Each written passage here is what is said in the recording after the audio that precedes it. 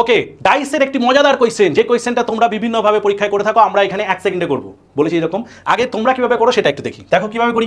আমরা প্রথমেই দেখতে পাই, যা শিখেছি যে স্যার দুটো পজিশন, এখানে একটাই কমন নাম্বার 3, আমরা কি করি 3কে ধরে ক্লকওয়াইজ ঘুরি, হ্যাঁ কি না? প্রথম আমরা এটাই করে ফেলি, 3 1 2, এখানেও ঘুরলে হচ্ছে 3 5 6, তাহলে এখানে অ্যাবসেন্ট নাম্বারটা দ্যাট ইজ 4, 3 কেটে দিয়ে 4 বসিয়ে দেবো, তাহলে 3 এর অপোজিটে 4, 1 এ 5 2 এ 6, তারপর আমরা দেখি কার বিপরীত চেয়েছে 4 এর বিপরীত, তাহলে অবভিয়াসলি অ্যান্সার হয়ে যাবে 3। কিন্তু এইভাবে পরীক্ষা হলে করবে না, ঘন্টা পড়ে যাবে স্যার। তাহলে এইভাবে না করলে কিভাবে করবো? আমি বলেছি 1 সেকেন্ড, ভিডিওর প্রথমেই 1 সেকেন্ডেই করবো।